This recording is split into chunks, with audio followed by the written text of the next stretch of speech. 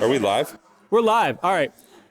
Welcome, everybody, to 20% Time, a podcast that takes you behind the scenes of Tighten, a web consultancy based out of Chicago, but entirely remote and spread out all over the place. We specialize in Laravel, a PHP framework, which we're often pairing with any number of JavaScript frameworks and libraries. But today we aren't exactly talking about coding well, we sort of talking about the important stuff behind that, hopefully. Yeah. I'm your host, Dave Hicking, and this episode is a little different. Well, it's not technically a 20% day, but really, more importantly, it's because we are live at the Tighten 2022 Onsite in lovely Gatlinburg. I should learn how to pronounce that. Gatlinburg, Tennessee, in an absolutely amazing space surrounded by my lovely coworkers. Whoop. And I'm It's joined a for mega this. lodge. It's at the lodge. That's right. I'm joined for this very special episode. It's like in the 80s when you have like a very special episode of a sitcom and you learn a valuable lesson. I was just going to say, you're going to learn not to do drugs. That's what this is actually about, so. Is this an intervention? Yeah. We didn't want to tell you about I think it. I until we missed that started episode. recording, And I'm joined today, as you've already heard, by Titan's partners, Dan Sheetz and Matt Stauffer. Welcome, gentlemen. but hey, Hi. Hey, Dave. howdy. For people who do not know you, can you say a little something about yourselves? Matt, you want to start? Oh, man, I was thinking alphabet. My name's Matt.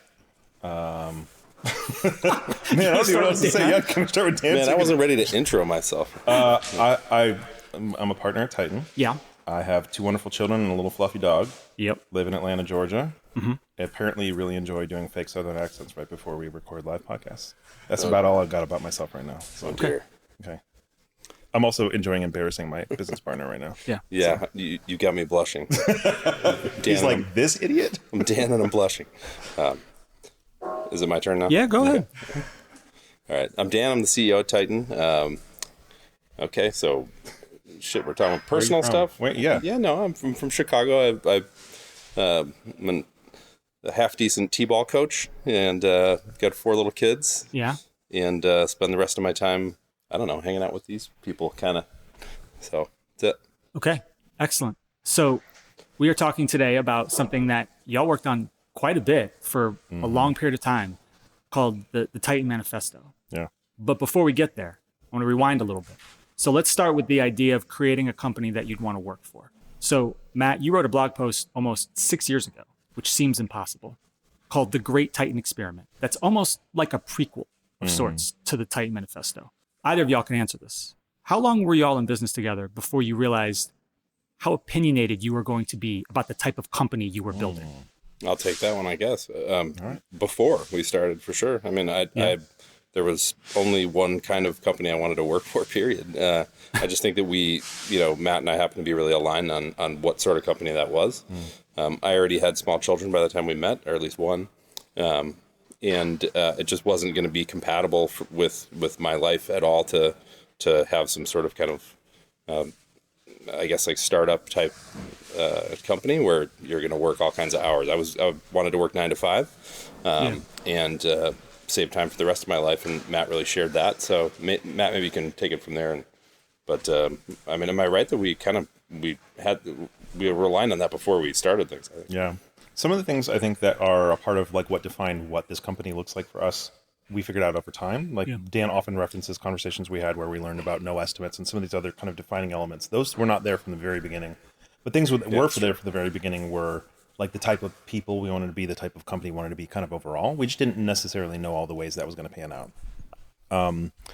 So, for example, when we met with one of Dan's friends who was a branding guy, and he said, let's just sit down in a room together with a whiteboard for, a day, our answers were so consistent with each other that, first of all, he was laughing at that we're basically didn't know each other super well at this point. We're giving all the same answers. But at some point he laughs and he goes, so he's basically, you want to be Mr. Rogers and Jesus as a company, basically. And we're like, well, that wasn't the language we were going to use, but it's all this like do good, care for people, take care of people kind of stuff. And so a lot of those elements of like kind of what makes the company at its ethos, less like how to do this as a programming company and more how to do this just in general, those were there from the very beginning. A lot of the opinions about how to do that from a programming perspective, some of them we had from the very beginning. Like Dan said, we'd both worked for agencies that made our lives miserable, but a lot of those things we also figured out as we went. So it's kind of half and half there. Mr. Rogers and Jesus is it's a high bar. Okay. So the Great Titan Experiment put out on Titan, the lovely Tighten.com. If you're listening to this and you've never gone, you should go. Is written in June of 2016. So actually at this point, almost, entirely 6 years ago. Yeah. So fast forward to maybe 5.5 years later, and you're in the middle of working with Focus Lab on the new Tighten.com. At what point did you know It's a two-part question. At what point did you know you wanted a manifesto on the site? And then second part, what did you want the manifesto to accomplish? I mean, I think I can answer the first one. So we kept getting in situations where because at the beginning of the branding process was them asking these questions about like, what are you about and what do you want people to know? How do you distinguish yourselves from, the other people in the space and stuff like that? And so I would keep saying these things about, well, we're very distinctly this way and we're very distinctly not that way. And each time they're like, oh, you have a very well-defined way that you think you should approach these, and it's very unique and it's very different. Has this ever been written down somewhere? And I'd be like, yeah, this one blog post we wrote 6 years ago or whatever. That was kind of the deficient. And the rest of it just comes in things that he and I just spout all the time. And at some point, they're like, this kind of reminds us a little bit of like manifestos. And they gave us some example of manifestos. And I was like, yeah, that's definitely it. Like there is a manifesto living inside of us that we just have never actually written. And so Focus Lab actually made it like a really big pressure for them to just, not a pressure, but they said, there is a very distinct way that you all think about doing this, and you've never really put it all down in paper in one place. We think it's going to be valuable both for the Focus Lab team to be able to consume this, but also for you actually to have it publicly on the website so that people can interact with it. So it was all kind of a part of the same thing, and we don't want them to be held up. So at that point, I was like, cool, I will just go disappear into a cabin, a literal cabin in North Georgia, and start this thing for a weekend, and kind of give them enough to work with. And then later it turned in, and I'm sure you want to ask about this more. Later it turned in actually me and Dan fleshing it out. But a lot of it was just trying to get all these things that they kind of kept experiencing us casually referencing as our shared knowledge base of like how we want to do this and how we think it should be done. They're like, can you just get it all in one place? So when we're building the language for your company, when we're building the visual language for your company, that we can have something to refer to rather than having to basically pick y'all's brains every time. So it was really very much in the Focus Lab process where they kind of like planted that idea in our brains that writing it all down might be a good idea. And it lined up with a lot of our values. We talk a lot about good to great and other kind of business ideas that basically say, like, you don't want it to be the Dan and Matt show. Like, the goal is not for it to everything to define on us. The goal would be when we disappear for however much time because of whatever reason, everything keeps running not only smoothly operationally, but also like ideologically. And so this is another way for us to kind of take these desires and dreams we have and kind of put them in paper so other people can be internalizing them and agreeing with them and making their actions based on them. So that's interesting. The difference between sort of like, okay, bringing in extra folks, whether it was me once upon a time or whatever, to help with process and things like that, but the sort of operationalizing not just the nuts and bolts, but the ideology, which is an interesting term, but sort of the principles, the ideology of Tighten. Let's go with ethos, ethos might be good. More accurate. And then in terms of what you wanted the manifesto to accomplish, I think that was part 2, dude. Yeah. I mean, I have some thoughts, but do you want to stop or talk, or should I just keep going? Yeah, you can keep going for now. Okay. 2 things I wanted to accomplish. Number 1 thing I wanted to accomplish is to make it abundantly clear to everybody who's involved in doing anything at Tighten, whether it was Focus Lab or all of our employees or even eventually our clients, to know what we're about. Because this whole, like, we talk about it all the time, but the bigger the company gets and the bigger our clients get and more clients we get, the more likely we are interacting with people who've never heard Dan or me actually talk about how we do work. Yeah. So we take on the responsibility of communicating that more effectively to more people in these bigger spaces. So the first thing is making sure that the people who work with us and the people who we connect with know that. But for me, there's also the value of, like, I would, in the middle or prior to writing this thing, would be on podcasts with people. And I was on a podcast with one of my friends. We were supposed to talk about one thing, and she heard me mention some aspect of how we work. The apprenticeship program. Yeah. And she's like, we're canceling the entire podcast we're doing. We're talking about the apprenticeship program that whole time. And then she does like this live podcasting thing. And so her people in the chat were like, oh, wait, you do these other things? We want to hear more about it. And I just realized that, like, historically, we have done a really good job of sharing how we code and helping other people understand how to code that way. And we've done a little bit of sharing, like, how we think we should be as people, right? I'd give talks about empathy. We talk about, Marge Royce talks about, like, how we care for each other. But we have done very little of is talking, other than that one blog post, is talking about how we think companies, especially programming companies, should be run differently. So one of the big goals for the manifesto was saying it would be very, very cool if we release this thing out in the world. And as similar to the way that 37 Signals put a lot of their kind of ideas about how to work out in the world, and it changed how a lot, and Thoughtbot did too. It would be very cool if people consumed this manifesto and said, oh, this inspires how we want to run our company. And we have heard some really cool stories where someone will say, yeah, we started our company and we wanted to make it just like Tighten, which is cool, but they're scrabbling together the understanding of Tighten from blog posts and podcasts. So it would be very cool if we had, like, basically like a, like, take this and run with it, make it your own, but this is the basis of what being like Tighten would look like, and share it freely with as many people as possible so more companies can hopefully treat their employees and their clients kind of the way we're trying to do. Yeah, I'll just, I guess, add one thing, and most of the conversations I'm having on a day-to-day basis are with, clients or prospective clients, and what I'm trying to communicate is, in dribs and drabs, like you say, just sort of how we're different and what we're about. And part of this is just gathering a lot of it into one space, right? So I could say, hey, go read this thing, and you'll have a pretty good idea of what we're about. And it also serves as somewhat of an underpinning for other areas of the website where we talk about our method, all this kind of stuff. We wanted there to be like a philosophical piece that underpinned it, I think, just to bring some, to give it a foundation. So, yeah. So Matt, you were correct when you hinted earlier that I might want to ask more, I think probably about the process is what you were thinking of writing the manifesto. The manifesto is in many ways built on a lot of things that we have talked about over the years at Tighten, but can you talk about a bit more about how you two approached it? Was it sort of like you knew that you had this bucket of ideas and that was going to create the manifesto ultimately, or did you actually create, whether it was you or with the assistance of Focus Lab, like purposeful time to say, here's what we know we want to put in the manifesto. Is there anything we're missing? Do we need anything else? Like, how did you go about generating the raw material for it? Yeah. So I thought about it a lot. And one of the things that helped was in the conversation with Focus Lab, anytime they'd go, wow, that's very interesting, I'd kind of like take it away in my brain of like, oh, that's something I should make sure is in there. But really in the end, what I kind of imagined was like, I literally did. I rented a cabin in Rome, Georgia, in the middle of nowhere, overlooking not a sunflower field, some kind of flower field right by a river. And I just wandered around with a tablet for, 48 hours straight. And I just like, what makes us different? How do we set ourselves aside? What are we really about? And I just wrote it down in like the loosest, craziest notes you can possibly imagine. I wrote down little stories and I wrote down full paragraph prose. I wrote down bullet points, whatever I could just get out of my brain. And then I would step back and I'd sit away from it a little bit. And then I'd try to organize it. And then I'd step back and then I'd try to organize it. And I try to get to a point where we at least had some sort of like kind of narrative form that I was able to kind of like recognize this is about this chunk, this is about this chunk, maybe write some rudimentary subheads or whatever. And at that point, I just kind of like, I was mentally exhausted. And so I put it in a Google Doc and I shared it with Dan and Keith and the Focus Lab folks. So everyone who's working on the Focus Lab project at that point, I just said, here it is. I don't know if it's any good, but it's good enough for us to at least like have the basic understanding of this. And so that was what they did a lot of the website work from, knowing it was kind of draft form. And then months later, I handed it off to Dan, and then he can tell you about what his process was there. But it stayed in this very, very draft form that I'd written in originally until Dan took it over, maybe February or something like that. Yeah, sure. I think it was January when we launched the site, I think on February 8th or 7th.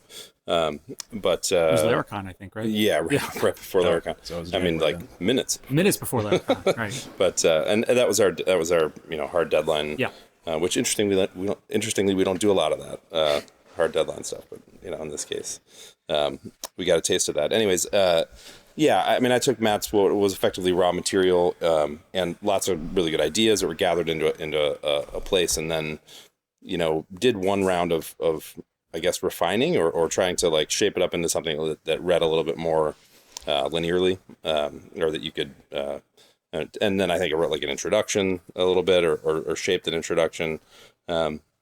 It's not that much different from the way that Matt and I do a lot of like team writing, which is sort of like don't try this at home method. It's really strange, and it's different each time. But like we'll pass emails back and forth that need to go to clients. We'll communications to the team that we want to make sure that are nuanced properly, and we take it really seriously. The tone that comes out in written communication.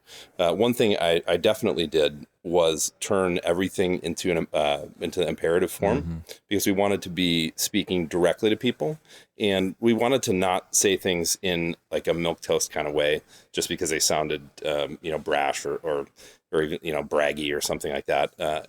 People, these are grown-ups that we're dealing with, and they can take things with a grain of salt. So I tried not to disclaim or equivocate very much. I try to state things really directly, and if people don't like it, I would just say, well, it's a manifesto. Come on, just like give us a break here. Like we're trying to make it a little bit interesting and direct. Say the things that we believe strongly and that we're hard earned in many cases. So and then I pulled a few things out that Matt was wanted to put back in, which very often happens, and one of us will say, wow, you pulled out the thing or that best part.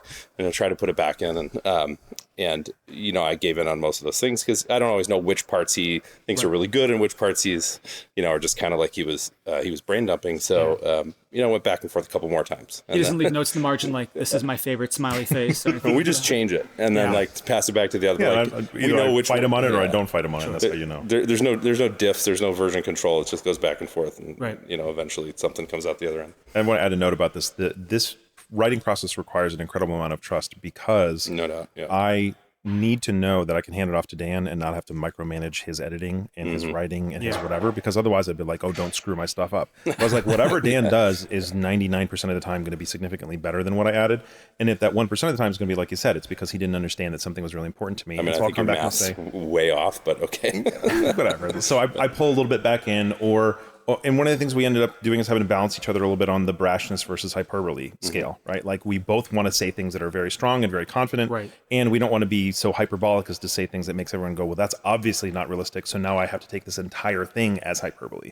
So we were kind of back and forth quite a bit of trying to figure out what that line is. And also we did this a lot with Focus Lab. How much language do we want to use that at sometimes is more direct and then sometimes is going to turn people off because we're using almost like kind of tech bro language of like, well, don't be a dick or whatever. So there's just a lot of this, like trying to figure out how to have the really fine balance of very direct and clear communication without taking it so far as it made people not actually kind of listen to it.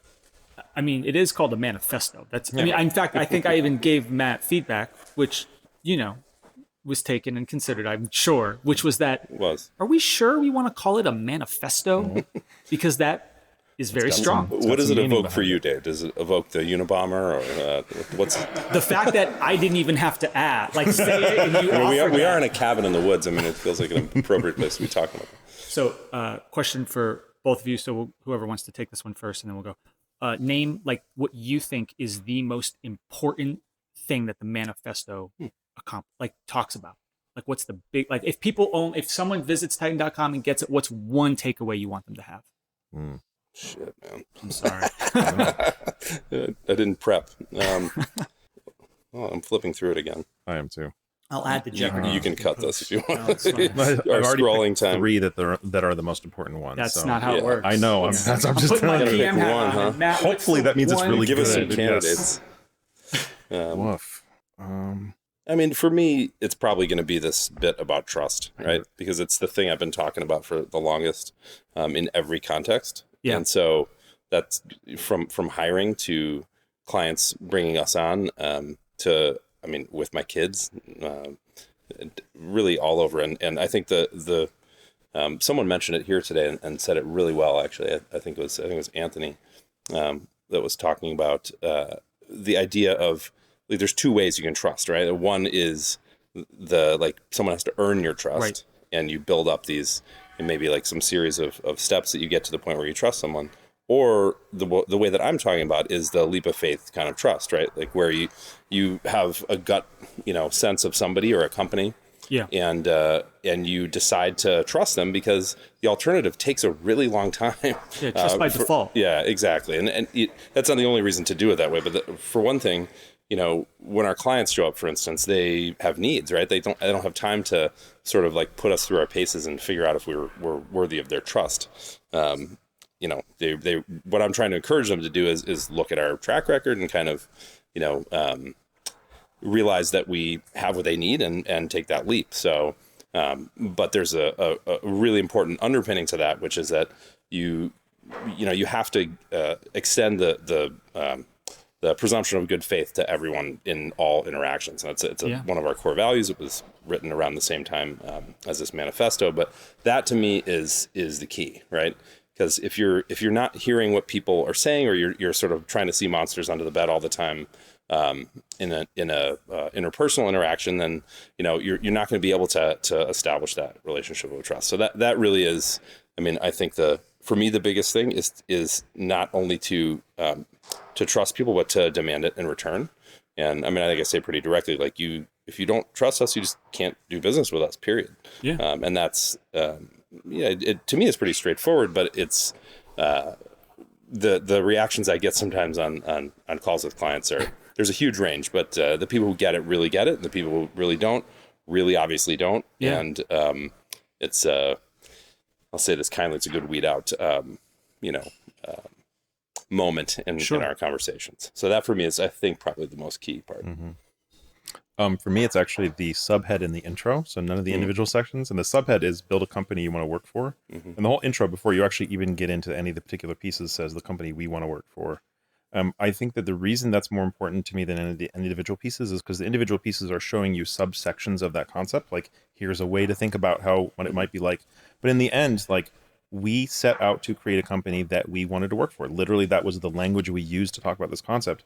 And therefore, if you're doing that, then you're always leading with empathy and care and all this kind of stuff and saying, like, I think that the number one shortcoming of the vast majority of leaders of companies is that they don't think about the experiences of the people who work for them. And so as a result, they don't do all the things that I think we're talking about here, considering the people more than, the work they're able to produce, or, changing your relationship with Agile or your relationship with estimation. Like, all these things come from what it looks like to care for people and to set them up for success. And it's not just the people who work for us, it's also the people who we work with, clients and everything like that. But in the end, I do think that, like, if you don't foundationally have the understanding of what it's like to work for you, all the other things are not really going to do that much good. So you could have really great processes and everybody's miserable actually implementing those processes. It's not going to take you very far. So I do think that, like, the most foundational piece is understanding that, like, creating a space that people's lives are, and family lives and everything like that, are better as a result of working at Tighten, I think is the thing that, like, if you ignore everything else here and you just ask that question of your processes and your policies and your pay or whatever else on a regular basis for your company, that would be the first thing I think I'd want.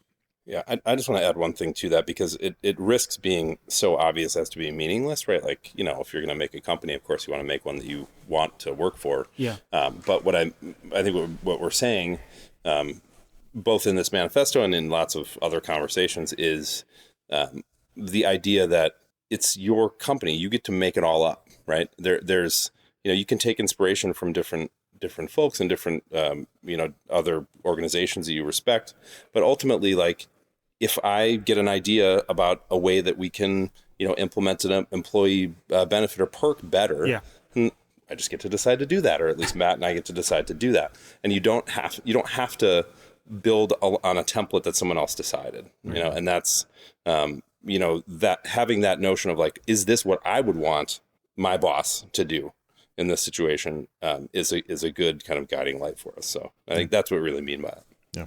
So, was there one particular thing that was, like, the last cut from the manifesto? Something one of you, like, really argued for, but ultimately, whether it was, like, maybe it wasn't a thought that both of you felt was fully developed yet, or maybe you looked at the page and you're like, guys, this is getting kind of long. Like, whatever your thinking was there just something that almost made the cut but didn't?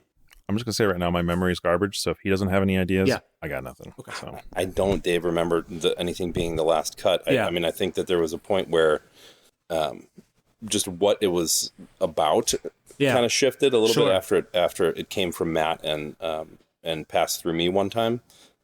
Naturally, it's going to be more about the business and less about particular programming processes. And I think that Focus Lab really did intend it for. They were thinking more along the lines of, like, how should you program, right? And that's quickly was not what came out of your brain. Yeah, I mean, I started with the whole, like, be agile, not necessarily agile, but most of it turned out to be how to build culture and care for people and stuff like that. So that was pretty early on. Yeah. But I don't remember there being a final cut. It was, I mean, like most of this stuff, I mean, it's stuff that has been in Matt. In fact, like most of the website, I guess, is what I'm thinking about. Most of the copy on there is stuff that Matt and I have been talking about with one another and with others for years. So it's really just like a gathering of a whole bunch of different, stuff into one place. If there was anything that changed at the last second cuts, it would probably be softening certain language. Like, I keep looking at the subhead rethink estimation. Like, I'm pretty sure it wasn't that gentle first round. Oh no. So was it like eliminate estimation? Probably, or never estimate, or I was a little harder on the idea of meetings too than Matt wanted me to be at once. And in fact, I think, Dave, you might have had some feedback on that too. I might have. Yeah. The manifesto is ultimately just words on a website. So one of the things I personally value, you're not paying me to say this. It's not a way of life, Dave? I don't have it tattooed on me. I was just going to say, are you sure? We should not all getting tattoos after this. There's a lot of shops where we could. There's a lot of words on this manifesto. Yeah, that's true.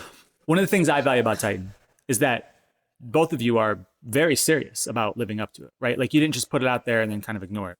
Out of all of the things in the manifesto, is there one part in particular that you think is hardest, and you can define that word however you want, hardest to pull off on a day-to-day basis, or one that you struggle with the most to pull off on a regular basis? That is a fantastic That's a question. super good question. We're scrolling again. The second half questions are harder. We were warming up before. It's okay. You might be cutting some dead air here.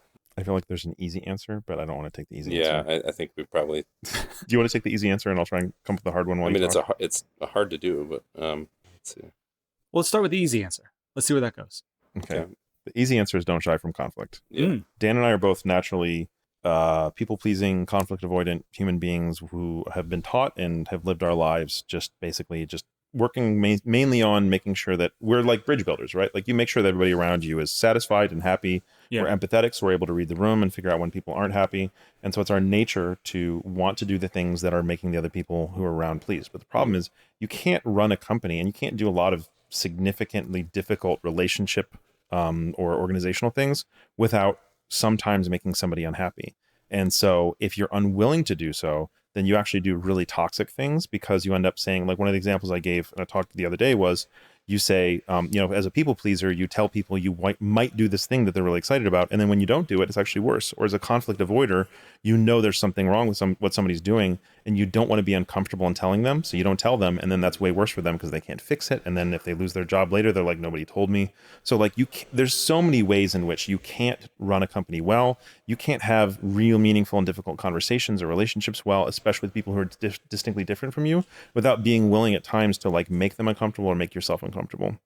So the element that says don't shy from conflict, I think, has definitely been one where we very early on recognized the need to grow in this, and had some difficult experiences within the first year or two where we didn't do a good enough job on it, and really had to like. Matt's being nice, like mainly. Well, I'm sure you have other examples, but there was definitely a point where I was making promises on behalf of the company that were making us miserable, and it really you more than anybody, but really everybody. So that was.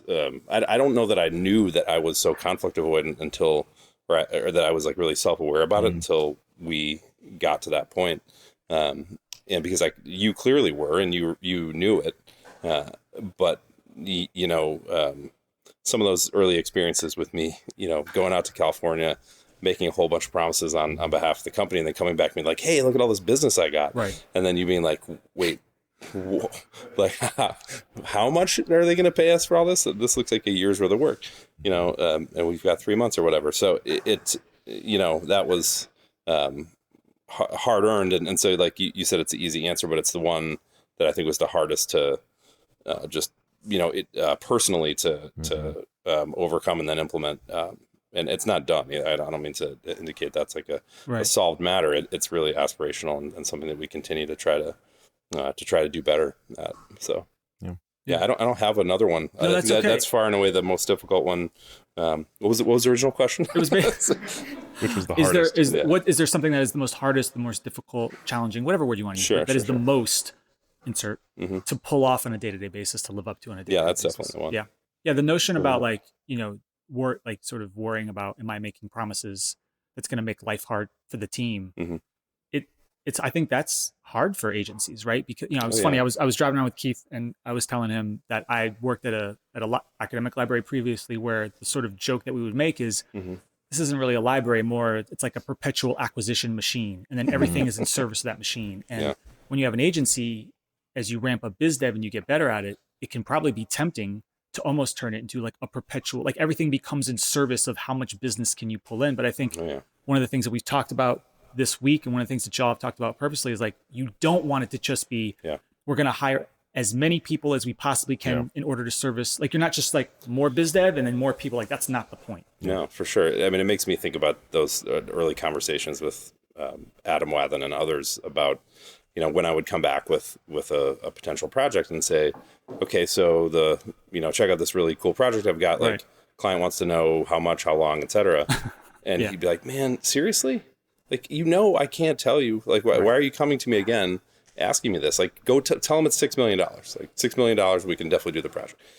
And I go, come on, all right, I hear you. I hear you. It's hard to estimate. It's hard to give me, a level of effort, kind of a thing. But, can we just ballpark, I tried all the different ways to get around that, just thinking that like, I need to tell him what he needs to hear. And then I need to tell the client that they need, what they need to hear.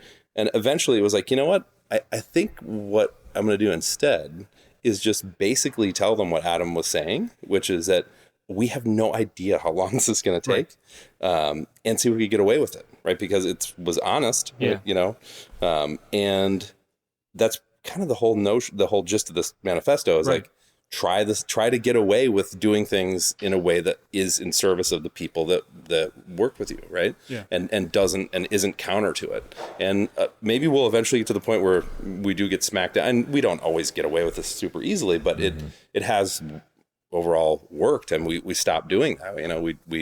We built up the structures at the company based on feedback from people like Adam and others that would say, hey, thanks for keeping us employed, but the promises you're making maybe don't map onto like us having a good time. So we've been trying to shape things around that for a long time.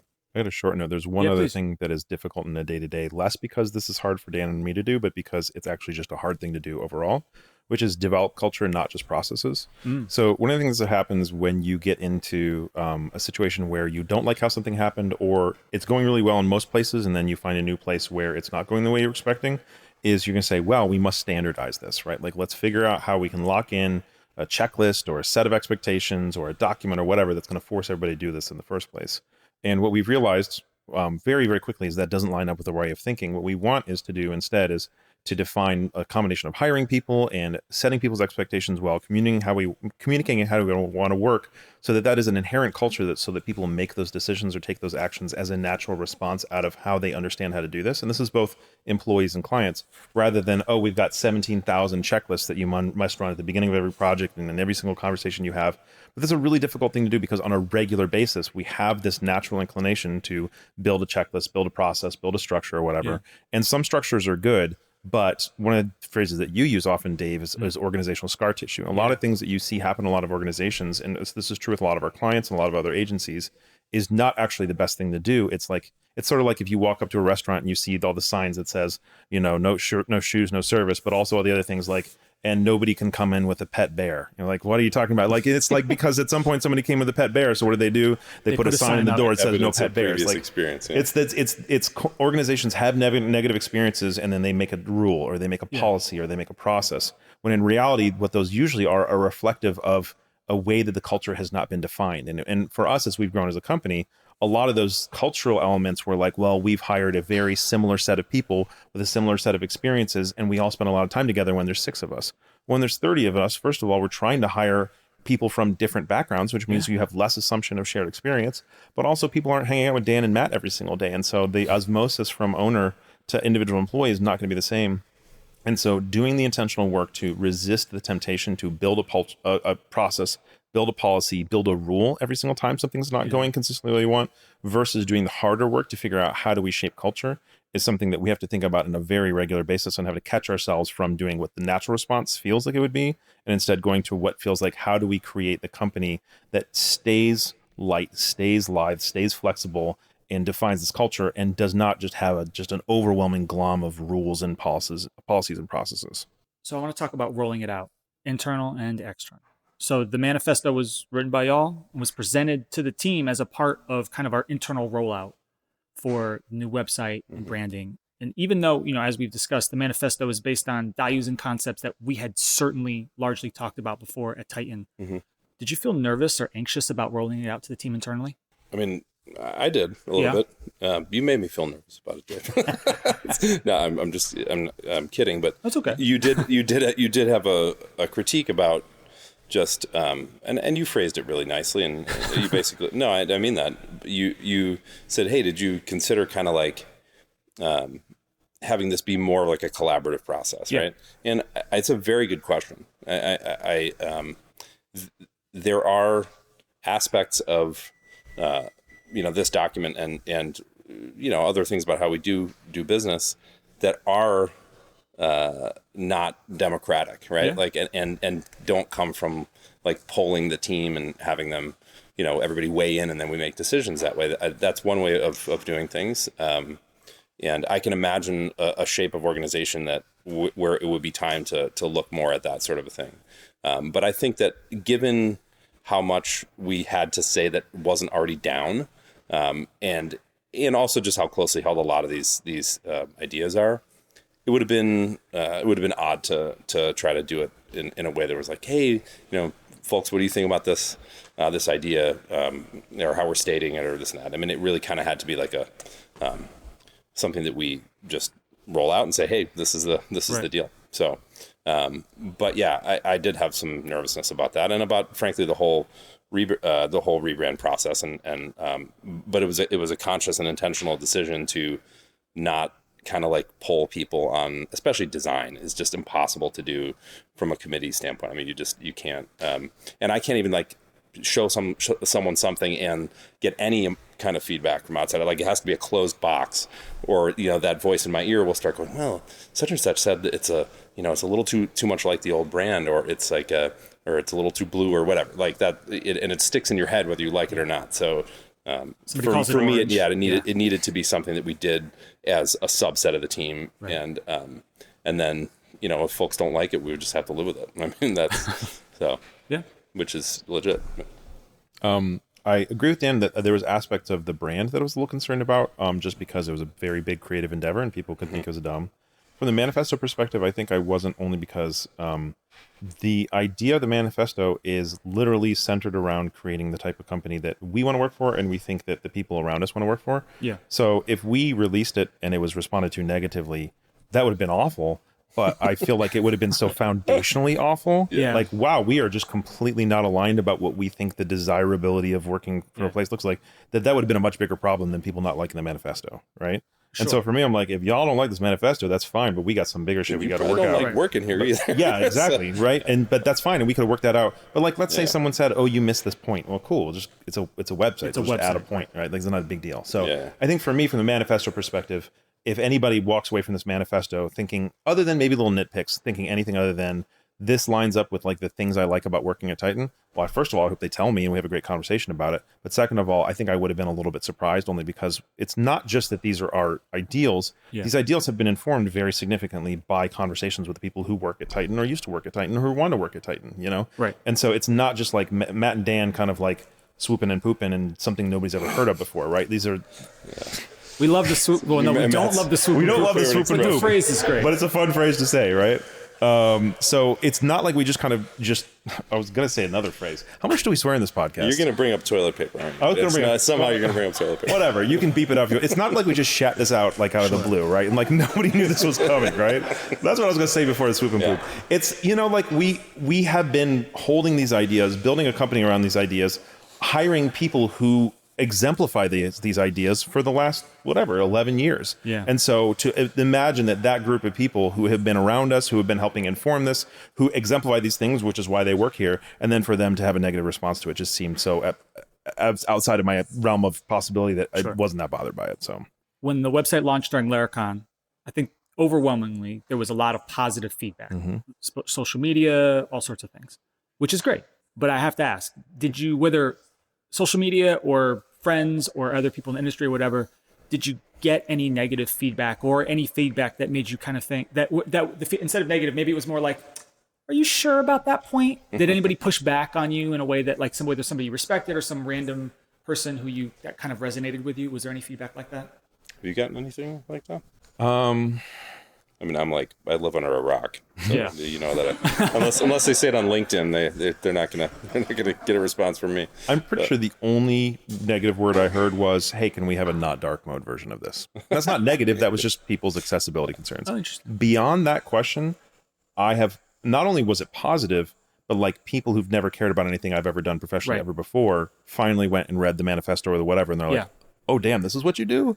And I was like, that's what I've been doing, but thanks for paying attention. So I got very, very, very positive feedback from a lot of unexpected quarters from this website. So. I definitely got some negative feedback from the imposter voice in my head at times. Oh, sure. That's another angle. Well, you write a thing in a yeah, maybe this is a different question. No, let's keep going. But yeah, you write a thing that's with a whole bunch of really direct statements that are opinionated at one point, and you're in one kind of mood and one mind state, and you go back and read it, and you know, there are times when I've looked at statements on in the manifesto or on our site when I've gone, man, that person might be bragging a little bit, like that's a little maybe a little direct. Yeah. But I'm careful not to.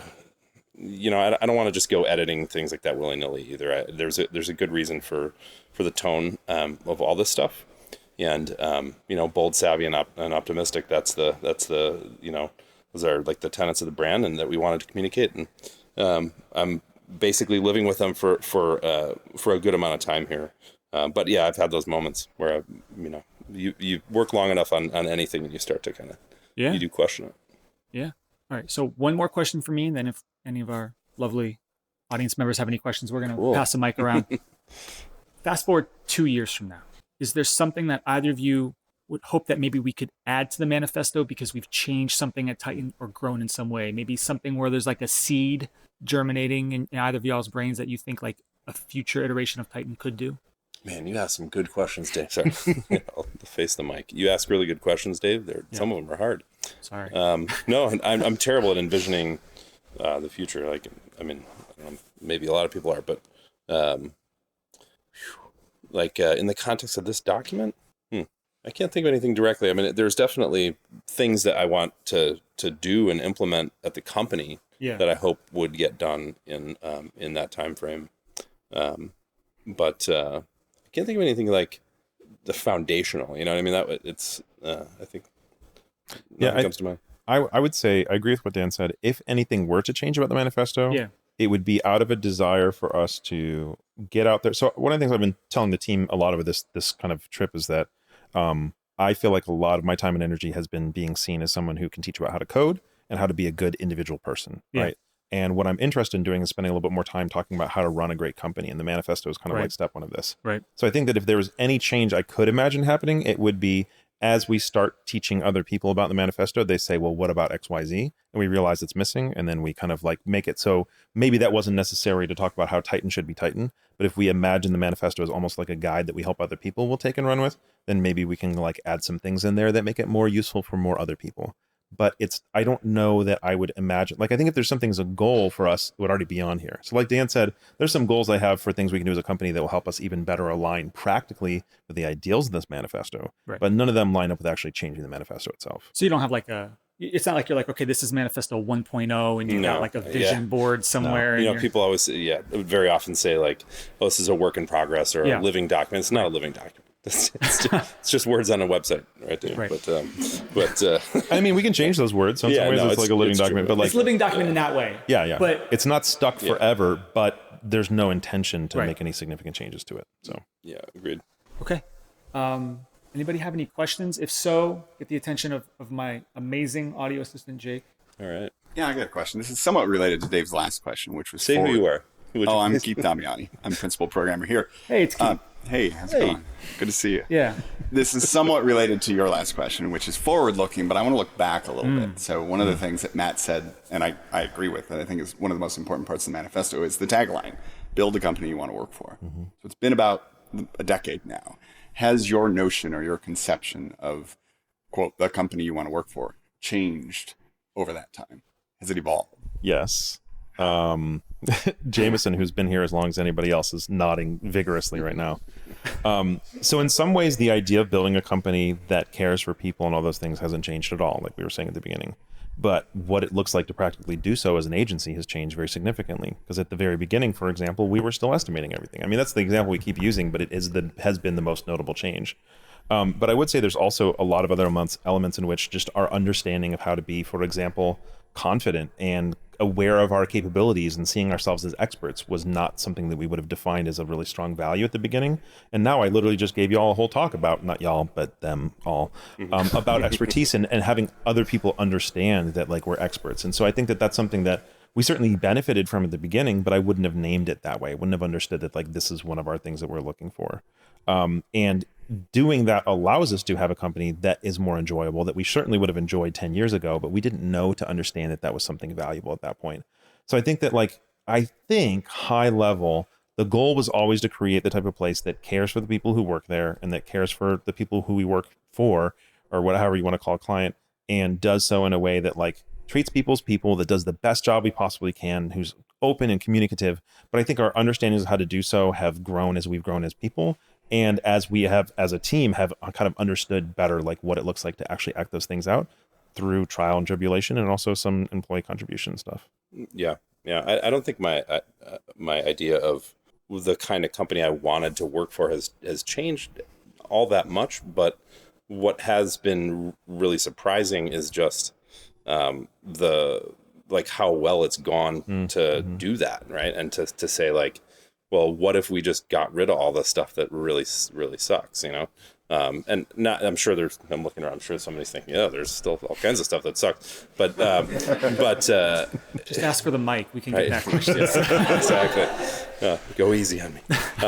But yeah, no. And we say it in the text of the document, like that, what we were really surprised by is like how well, you know, the results that we could get by doing these things, and by not just trying to treat people well, but by making that the literal reason for the company to exist. Yeah. I mean, we could all get other jobs, you know, in tech or in another industry, but the reason to have a company like this is to have a place where we come together and take care of one another. That is the reason.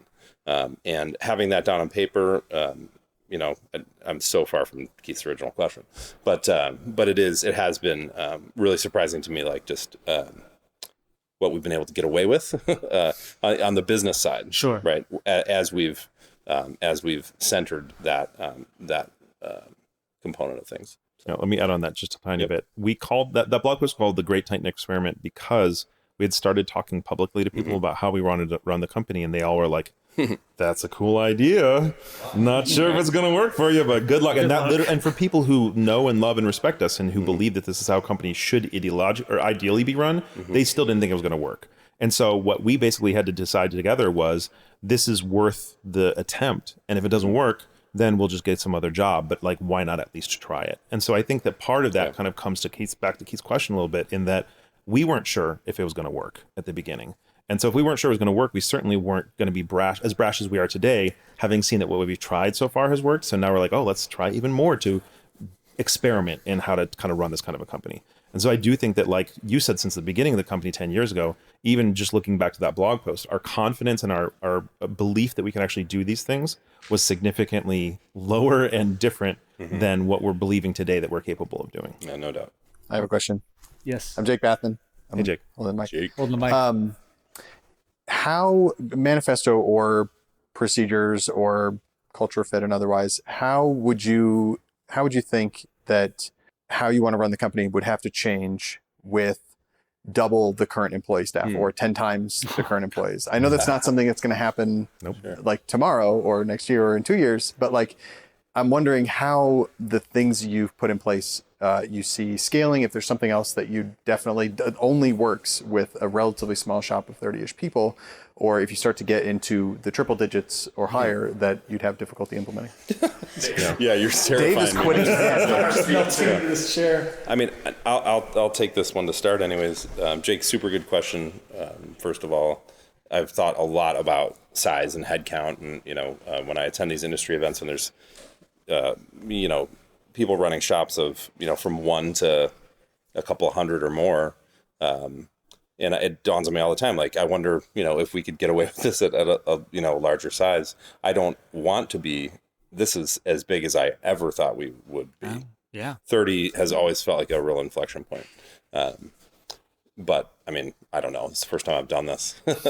I don't intend to get any bigger. I do think that like Matt was saying about, building culture and then, putting it out in the company and then sort of letting, y'all run it is, gives me hope that one could do that if they wanted to, right? Like, it can't continue to live in the two of us, but it already doesn't, and it hasn't for the longest time. So, right. Those of you who have been here a long time, like, so many of the quirks about what we do are from y'all, not from, Matt or I. And so I do think like if we had aspirations to be huge, there's a chance that you could, that you could do it at a, larger scale. I don't know. You want to run that company? Yeah. No, thank you. I'm okay. But good question. Thanks, man. I think that, so one of the things we've been doing intentionally is, I don't know if I mentioned this early in the podcast, but I did earlier today talking about the book Good to Great, which basically says that if you have a charismatic front person or people, you need to get to a point in order for this company to have like a long, successful future to the point where it doesn't depend on those two people. And there's lots of reasons why, but you can imagine the simplest being what happens when that person retires or gets hit by a bus or whatever, right? Like if everything is dependent on those people being who they are and then they walk away and then everything falls to shambles, then you couldn't scale, you can't have any longevity, and you're really just kind of like depending on them pulling all the strings all the time.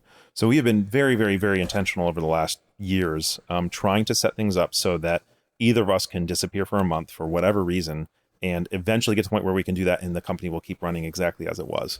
And it's not there yet. For example, a month without Dan, I would try to take over biz dev, and I've told you all earlier in this retreat exactly what would happen in that scenario, and we know it's not good. But like the goal would be eventually to get to the point where you don't need the two of us, and we're still doing what we do, but there's people who are capable of doing all the things we currently do. And so that's one of the reasons why we're trying to hire for more roles. We're adding more levels of kind of like management, even though traditionally we used to want to be really flat management. That's one of the reasons why we're also trying to scale everybody at the company up in certain skills that sometimes are things that he and I or I exemplify, and we want everybody else to have them so that you don't need us around for anything. So we are trying to take steps to do so. And one of the things that's unintentionally done is prepared us for if we do get to a point where we want to be significantly bigger, it's no longer how big can the pyramid that has Matt and Dan at the Pyramidian. That was from Dan Keith's talk earlier. But the top of the pyramid, you can only scale so big when everything runs down from the two of us. But when we have cultures and processes and people who can then teach other people to kind of do the same thing, there are more opportunities you have for scale. That doesn't mean we want to scale significantly. At some point, like we can hire 10 project managers, but at some point there's only so many Daves. We can have 10 leads, and at some point there's only so many Keiths, right? And so then we have to do more work. But we have always grown as slowly as possible. It's been a value of Dan's and mine from the very beginning of the company to grow as slowly as we're capable of doing so, because when you grow really quickly in response to significant influxes of potential money, then you don't have the ability to respond to the changes that come bit by bit, and then you get overwhelmed by them and you get really toxic cultures that slip in accidentally. But then B, what happens when that money falls away? Now you have to start changing the culture of the company to adapt to the fact that, oh my gosh, we now have to find crappy clients to fit those spaces that we thought we were going to get. So we all have been very, very, very, very, all along have been very careful about growing as slowly as possible so that every new challenge that comes with each new piece of growth is something we can address in its own time, and then not grow anymore until we feel like we've addressed those things. So in theory, we could potentially just keep doing this as long as we want and maybe eventually hit 150 people if we wanted. But it would take a long time to get there because we're very intentional about growing really slowly and then hitting pause until we feel like we have a handle where we are. And it takes time. And the bigger we get, the longer it takes to get a handle on each new stage. So yeah, and just a quick point to follow that up.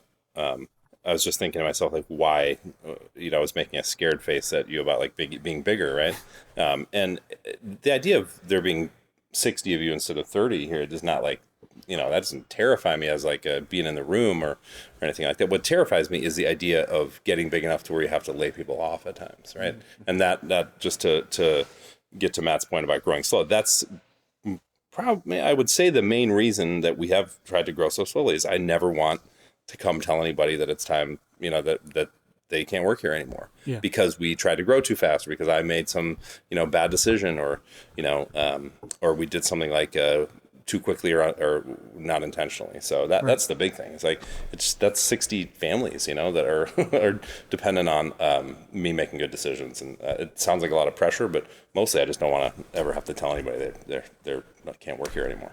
So. Interesting, because my bigger fear is choosing to take on working arrangements that are not in line with our values so that we don't have to lay people off. Yeah. And then the whole freaking experiment of create a company you want to work for, we're like, well, in order to keep this company alive, we now have to make compromises that it's no longer fully the company we want to work for. It's like 80% the company we want to work for, sure. But at least we didn't lay people off. Yeah, that's a good point. And it's not a terrible situation. Yeah, there's some downstream kind of things that happen when you have that as an imperative. Yeah, but good point. Yeah. Can I ask a follow-up to that? Yeah. Which is, one of the things that happens as Tighten gets bigger is, as you pointed out in a good way, right? The company is not just the two of you, but that means the company culture is not just the two of you.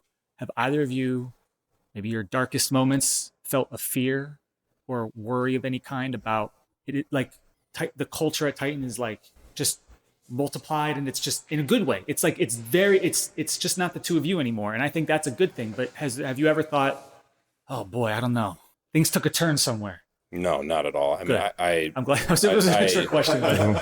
Not in the least. I mean, it's so much more interesting and fun with other people driving it than it would be with Matt or I doing it. I mean, there's so many just like inside jokes and traditions and things that we have around here that have absolutely nothing to do with me, and it would be really boring if it was all flowing from the top. So sure. No, I haven't ever had that feeling. You? I haven't had that feeling, but you asked me for deepest, darkest. Yeah. I'm therapy hour with Matt and Dan. Right. I'm a words of affirmation person. So I really like it when people notice what I do well, but I also try to be very humble. So I don't want to tell anybody what I do well. And so I really enjoy when somebody notices something that I did well and then notices that I did it well. So anytime anybody's like, oh, Matt did this great, I'm like, okay, I'm full for the day. And like, I'm happy or whatever. The bigger the company gets, the less the things that I have done that are good are attributed to me. Because first of all, I hired great people who acted those things out. But second of all, they took them and probably made them better. So the credit belongs to them instead of me, right? Yeah. So the more we have an amazing company that has amazing people doing amazing things, the less it's the Matt show being amazing. And the more it's a whole bunch of amazing people who happen to work here because Matt and Dan brought them together, right? Yeah. And so deep, dark inside, every once in a while, there's a moment where I'm like, oh man, like I'd like more credit for whatever stupid thing. And I'm like, well, that's not actually something that I, left to my own devices, would have put it in the place that it's in today. And then I go, I'm really grateful for all these wonderful people, right? So in terms of the culture running away from me, no, everything in here is just like Dan said, is 100 times better. Yeah. But if we just really want to talk deep dark, the ego sometimes can be a little bit lower when you intentionally don't make yourself like the big masthead figurehead who gets credit for every great thing in the whole place. Sure, because as Tighten has gotten bigger, in a sense, like you've probably had to sort of decide for yourself, like, do you find joy in others succeeding, not just yourself? Yeah. And I believe the answer to that is yes. Yeah. It is. Yeah. But like, I hear you, like, it's just almost like a different job almost. And also one of the things I talked with one of my friends about recently is there was a moment about a year and a half in or something like that, where everybody we'd hired up to that point was either an apprentice or Jameson, who I had started working with. Well, that's not shade at all. Hold on. We all loved it.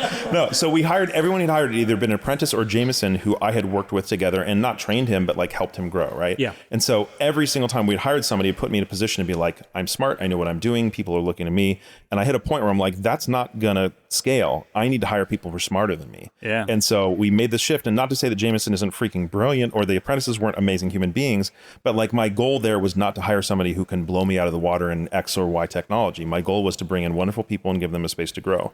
And I had to shift my mindset and say, if I'm always the smartest person in the room, and again, I'm not talking about intelligence as a human person, that's just a phrase, but like, then we're only always going to be limited by my abilities as a programmer. And so we kind of shifted, and I had to say, like, I want someone who's better than me at this technology or that technology or this way of thinking or whatever. And that is a difficult thing to do when, again, like a lot of owning a company can come down to ego at times. And it's like, oh, I want everybody to think I'm great and wonderful and smart and stuff like that. And so it's been a joy to have done that, but it took work to choose to put myself in a position where every single person in the company is better at something than I am in some way, shape, or form. And I celebrate that. Yeah. And I'm not the smartest person in the room. And I love not being the smartest person in the room because now I can learn something from everybody. But again, when you're doing that thing where you're set up in a position to be like seen as the leader, it takes an intentional step to like choose not to do that, because then it's always just going to be like the you show and a whole bunch of people who you intentionally made subservient to you. And that's not healthy for anybody. It dawns on me that we never had a conversation about making sure that I wasn't the smartest person in the room. Or hiring people smarter than Dan. Yeah. So, sorry for that. I mean, maybe you're still the smartest person in the room. I don't know. No chance. No chance. Hi, I'm Marge Holmstrom-Sabo. You've heard my voice many times on this podcast. Mm-hmm. Matt and Dan, you've talked about building a company you want to work for. My question is, have you built a company you want to retire from? What are your plans for your own selves and your own lives? Because we love our company. I'd love to see it be here forever. I don't want you to be here forever. Man. So what thoughts have you given to What am I going to do when I'm done with this? Oh, I got thoughts about this. Now we're right, getting do it, deep Sheetz. and dark secrets. I know, yeah. right? No, it's not dark. This is the opposite of dark. Right? Okay. I'll try to. This might begin kind of long, but so I had this thought about people who are really wealthy and who try to do. It's like once you get to $1 billion, I mean, other than capital allocation or something like that, like what 90% of that money already has a utility value of 0, right? Because you have one life. I mean, you're limited by that much time. There's only so much luxury you can avail yourself of or any of that. And I was thinking to myself, like, I mean, I don't need to. I don't have a desire to be incredibly wealthy, but I think it would be unbelievably cool if Tighten were independently wealthy, right? And what I mean by that is, like, imagine that we were successful enough to, at a certain point, to say, okay, well, we just don't care about revenue for a year or two or whatever, and we just hit the pause button, and then it's like, a billionaire that is ridiculously rich but has a bunch of people that they treat poorly working for them, and that's why they're so wealthy. I'm looking at you, Mr. Amazon guy, but they just still have the one life, right? Yeah. But imagine I have some project that I want to do, and the company is successful enough that we can just say, that's fine. Okay, we'll just lose money for a year. It doesn't matter. And then my dream is to say, okay, now you three as a group, go find the thing that is like the most impact that you think you can have for a year. Go. Right. Like, and then have clusters of people doing that. That is my idea of retirement, because then you've like multiplied yourself. Right. So you have good and big ideas, and there's only so much I can do. Right. There's wonderful things we can do on behalf of clients, but ultimately it's not like these are not my dreams playing out. This is when we finally build the Instagram. That would be retirement to me, right? Because I still don't have to do, right? I still don't have to do, I wouldn't be me doing the work. And so in that sense, I could be retired, but that to me would be like the ultimate way to be sort of like moving on to that next step, is to have done well enough with the company that it can be a vehicle for playing out my old man dreams, in the sense of being able to do stuff that isn't driven by a financial incentive. So, I think the baseline assumption that, if there's retirement in the future, I'd like to spend more time with my kids and travel and be in the ocean. Those are all kind of like baseline assumptions. I think he's got the same. I should have said that. He's got the same. That was baseline assumptions for you too, right? But now that I've kind of said those things, like if we talk about what I would like to do with my life and the impact I'd like to make in my life outside of the context of Tighten, I think what I hinted at earlier is that. So, and that doesn't mean that it'll be forever, but what I said earlier was I spent the beginning of my Tighten career teaching people how to code. So at the middle of it, teaching them how to like be kind and good and generous and empathetic people. And my goal going forward is hopefully to spend time teaching kind of business owners and CTOs and stuff like that how to run organizations that look a little bit more like Tighten does. And so for me, like the impact I'd like to make is for people to look, we talk about, Mr. Rogers and Ted Lasso being my heroes all the time. And like, if you look at the impact that Mr. Rogers made on people's lives, he made like millions of children believe that somebody knows them and loves them and cares for them and they're not alone. Right. Like, and that's amazing. And when we see stuff from Mr. Rogers today, we all tear up a little bit because we remember the impact that he had on our lives, making us feel that way. And he was very, very, very intentional about doing that. He literally said, that's what I want to do, is make kids feel this way, right? And so for me, that's why he's my hero, is because he spent his entire life and his entire legacy is making millions and millions and millions of children. And he especially originally targeted children who are least likely to have that love and support, right? Like making them feel that way. And he has an amazing legacy and we're all grateful for him. So like, I am very grateful for the opportunity I've had to influence culture at Tighten, because like I've always said, with ownership of a company comes power and privilege. And those words are scary because they're abused most of the time. But like, if you just try to pretend that you don't have it, that's also ridiculous. Dan and I both have power and privilege. We own a company. We have, access to do things with money, with people's jobs and stuff like that. And we also have power and privilege in the company. Yeah. Like Dan's pointing at the lodge that we're in right now. It's power, it's privilege. And we can either pretend like we don't have it and just allow it to just kind of go unhinged based on whatever random crap comes out of our brains, or we can acknowledge that we have it and then try to use it for good.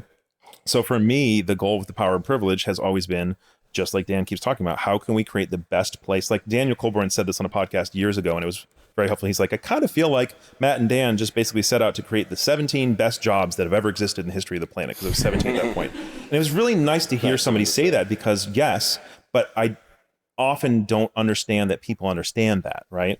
And so one of the benefits of this whole manifesto situation has been naming those things. So I'm not as surprised when somebody recognizes that what it's about. But like for me, I'm like, great, well, we're at 30 people. I don't want to have to grow this company to 200 people in order to have a positive impact on 200 people's lives, right? Yeah. I think the company should grow its own pace, but I would love for my impact to grow at a larger pace than that. So if I were to imagine what retirement looks like for me, is first of all, Tighten continuing to thrive and grow and be the space where now people who are not Matt and Dan continue to do all the wonderful things in this place to give people wonderful lives and wonderful jobs and all that kind of stuff.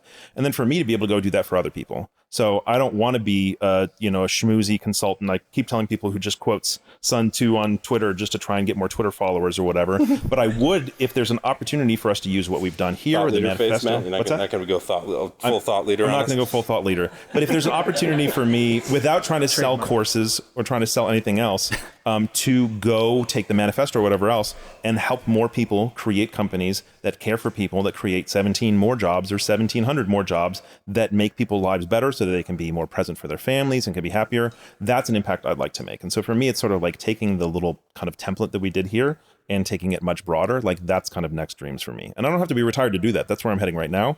But as I think about like what would be post Tighten, for me, it would be just taking Tighten and bringing it everywhere else, basically. Thanks, Marge. I think this might be our last question because I'm guessing dinner is probably. We're actually doing okay. Okay. Okay. If we got him. Hi. Who are you? Chris Trombley. Hey, Chris. Hey, Chris. So you both have helped everyone who works here professionally, and many, if not all of us personally. You've built a great company, and certainly a company that I want to work for. This isn't a dig for a raise, by the way. Dan already owes me $50K after losing several holes of golden tea last night. So, despite all of your success, nobody always gets it right. What is one thing that you both got wrong building Tighten? How did you correct it? What did you learn from it? And how does it affect your decision-making process moving forward? Yeah, the worst decision I made was playing with you last night. 50K. Good Lord. You want to answer that seriously? We should, but I don't even know the answer right now. So, do you have a good answer?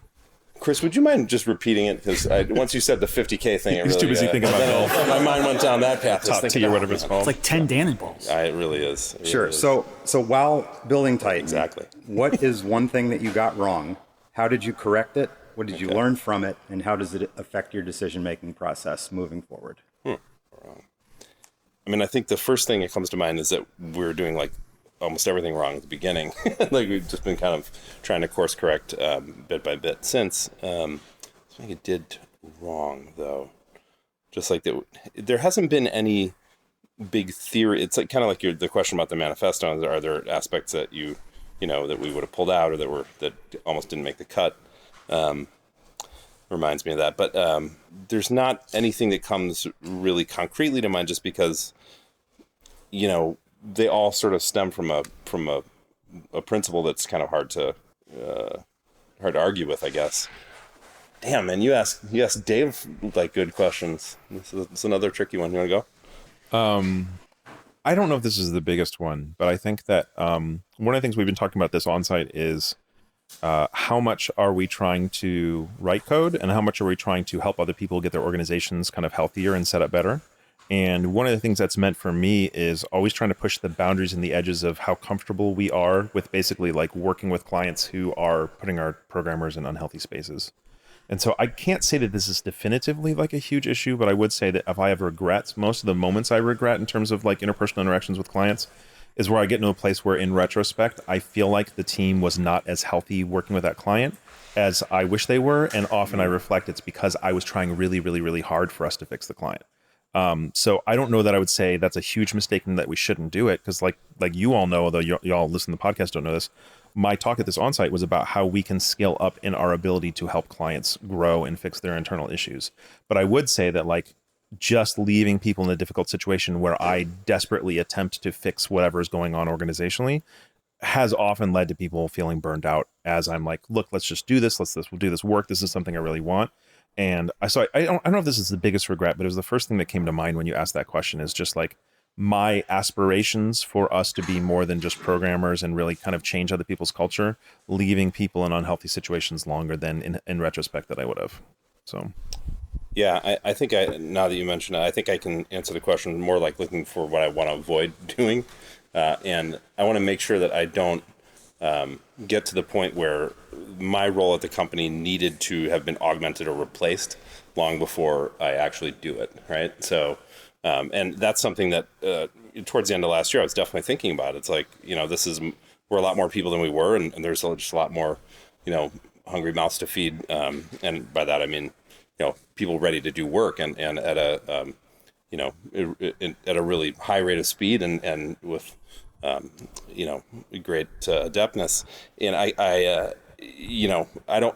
what would be terrible is for the current situation to be, or like a situation like last fall to be, something that was a trailing indicator of a situation that already existed and, that we were really in trouble. So I guess I would say that, like, I want to make sure that we're smart enough to, or at least I'm smart enough and humble enough to sort of see the writing on the wall long enough in advance before like big change needs to happen, so that we don't wind up screwed.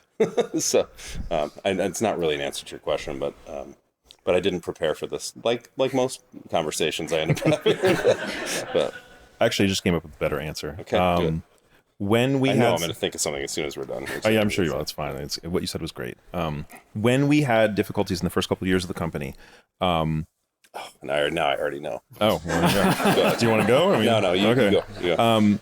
I would often see the difficulty coming, and then I would ask Dan about the difficulty, and Dan would say this isn't a difficulty, and then I'd be like, well, Dan said it's not an issue, so I'm going to go. Right. And then later it would become a difficulty. And then I'd be like, well, I asked Dan about it. And he said nothing about it. And so I took a lack of ownership over my agency and actually figuring out what's going on because I wanted somebody else to be responsible for the decisions that were being made and for the consequences of those decisions. So if I said, hey, I'm worried, and I'm only saying this because Dan has mentioned it multiple times, I'm worried that this particular project is booked in a way where there's no way we're going to be done when they run out of budget. And I think we should be communicating now, 3 months before we're in a budget, that this is going to be a big issue. And he says, don't worry about it. It's no problem. They've got more budget afterwards. And I think that's probably not true. And it smells to me. I go, Dan said we're good. And then multiple times when I'm working with programmers over the next 3 months, they're like, hey, we're not going to have enough time or money. I'm like, don't worry about it. Dan said we're good. We're good. End of story. Right. And so like I was refusing to take ownership to have the difficult conversations with Dan and also with this client. And I just put all the onus on him to basically like take this responsibility. And then when it turns out that Dan was wrong, he spends all this time apologizing. Whoa. I was wrong. You were wrong. Hold on. Slow down here. You were way wrong. But then Dan spends all this time apologizing when in reality, I had a very big role to play in that. And it looks like it was just Dan's fault, when in reality, I could have at any point during those 3 months actually sucked it up and actually had the difficult conversation and didn't. And I've had a couple moments since that particular one where I've found that temptation come up to be like, well, Dan said so. And I have to remind myself, it doesn't matter. Like, we're equal partners here. He's not my dad, we got to figure this out together. And working that way allows us to now trust that we're going to push each other. If he says the thing and I don't agree with it, I'm going to push it again. That same thing with him for me. So I think that's probably one of my biggest regrets is allowing him to kind of like take the fall of a difficult decision. Yeah. And not necessarily fall, because he could have taken the success if it worked, but like just not being willing to do the hard work, if that makes sense. Yeah. And so I want to be I did think of the thing, and it's very concrete. I just want to be really, I just want to be very careful about how I talk, because it's about someone who doesn't work here anymore. And early on in an early employee's tenure, I think there was conversations that needed to be had with that person that I did not have because I didn't want to have a hard conversation. Yeah. And I think that person was ill-served by, I served myself by doing that because I didn't have to feel the discomfort, but it was, harm was done to that person for that. And I have learned a lot from that. And, really centering that as a value is something that we, that came out of that and many other experiences. But yeah, there's one thing in particular I think that I should have been better in that spot. Okay. Do we have any other questions? Last one. Going once, going twice. Okay, so that's it for this very special episode of 20% Time. I want to thank, I got some people to thank. I want to thank Matt and Dan for doing this episode, for building this company, for helping put us in this awesome lodge at Onsite. I have to thank Marge and Anna for planning Onsite and doing a fabulous job. I need to thank Jake for being my audio man. I didn't even ask him. He just did it. Thank you, Jake. With an assist from Sean for supplying any amount of equipment and expertise. Thank you both.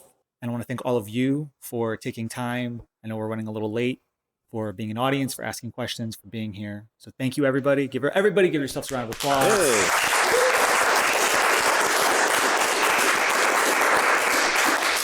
And thank you, Dave, for coming as prepared and ready to put us in uncomfortable conversations, as you always do. So Yeah. no, I mean it. Thanks for the great questions, and it was fun. Yeah. All right, that's it. Thanks, everybody. All right. Peace.